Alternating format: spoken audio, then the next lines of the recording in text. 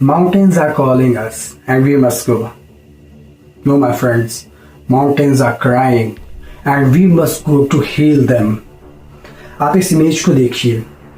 ये इमेज ओम पर्वत की इमेज है, जिसमें पहली बार ऐसा हुआ है कि उत्तराखंड के ओम पर्वत में बर्फ से ओम की आकृति नहीं बनी, और इसी तरह से होता रहा तो काफी हमारे सभी पहाड़ों से बर्फ धीरे धीरे गायब होती रहेगी और उसकी जो नेगेटिव इम्पैक्ट होंगे that will make this place like a hell to live. आपने पोल्यूशन बचपन से तो पढ़ा ही होगा, और कितने प्रकार होते हैं पोल्यूशन के वो भी पढ़ा होगा, लेकिन फॉर और great more than the need, उसकी वजह से पोल्यूशन जो है वो बढ़ता ही जा रहा है। इंडस्ट्रियलाइजेशन बढ़ रही है, माइनिंग बढ़ रही है, और इसी तरह की तमाम जो प्रक्रियाएं हैं वो बढ़ रही हैं, जिसकी वजह से जो है ग्लोबल वार्मिंग का जो है इशू रेज हो रहा है। साथ में जो है ग्रीन हाउस गैसेस जो हैं वो इकट्ठी होती रहती हैं, जिसकी वजह से ग्लोबल वार्मिंग हो रही है। तो ये इशू तो जो है सिर्फ हमारे हिमालयाज का ही नहीं है, ये पूरे वर्ल्ड का इशू है। पर लेकिन जब हम यहाँ पे हैं तो हम इन हिमालयाज के संरक्षण के लिए कुछ ना कुछ अपनी तरफ से स्टेप्स उठा सकते हैं, क्योंकि हम हिमालयी क्षेत्रों में रहने वाले लोग हैं।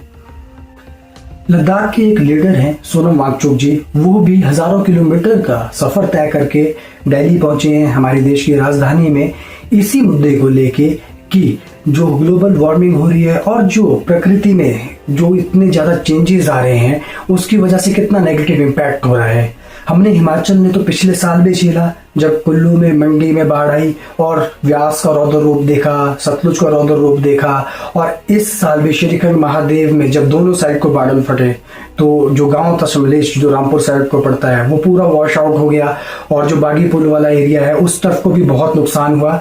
तो नेचुरल क्लाइमेटीज तो आप देख ही रहे हैं।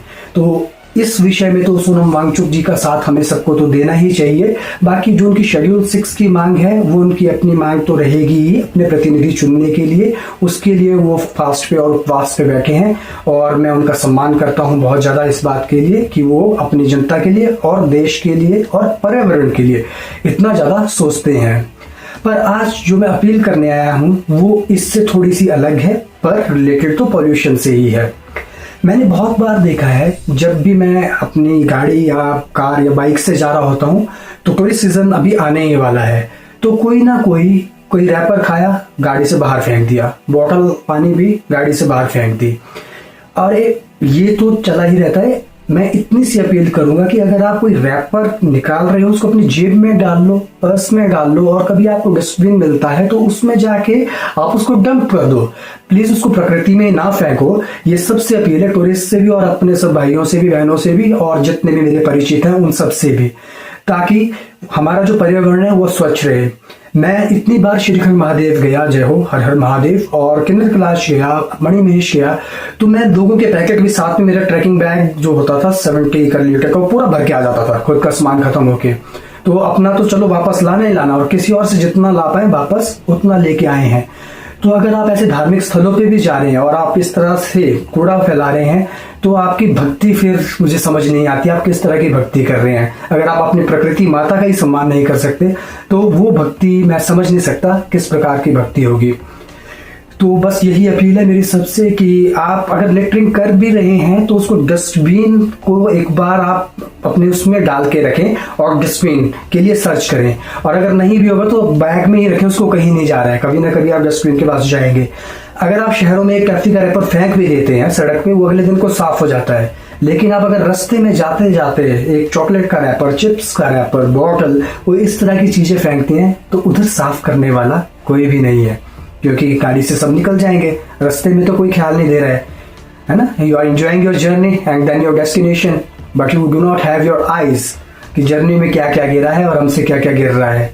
सो इतनी सी अपील है मेरी, और साथ में मेरी गवर्नमेंट से भी अपील रहेगी, जिस तरह की हमारी पहले जो आपदाएं आई है नेचुरल क्लैमिटीज, उनको रोकथाम के लिए आप कुछ नहीं कर सकते हैं, ये मुझे जानता हूँ। लेकिन जैसे 4 लेन के कुछ काम हो रहे हैं, वहाँ पे जितने पेड़ कट रहे हैं उतने ही पेड़ वापस आए, उस तरह की ड्राइव्स लगाई जाए, उतने ही क्यों, उससे डबल पेड़ वापस आए, इस तरह की कुछ ड्राइव्स बनाई जाए। और जो हमारे एनवायरमेंटल जो कंजर्वेशन की पॉलिसीज़ है उनको एक बार फिर से देखा जाए, उनमें चेंज किया जाए। क्योंकि ये जो लॉज हैं ये 90s के लॉज हैं और काफ़ी पुराने हो गए हैं। अब इनमें संशोधन भी आना चाहिए और नई पॉलिसीज़ भी बननी चाहिए।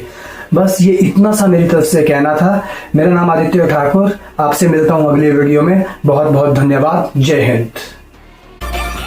सर मैंने वो चर्चगेट पे सिग्नल तोड़ा तो फाइन भरनी है सर। किसी ने देखा नहीं ना तेरे को? देखा ना सर, किसने देखा? मेरे बेटे ने देखा ना, जो देखेगा वही सीखेगा ना।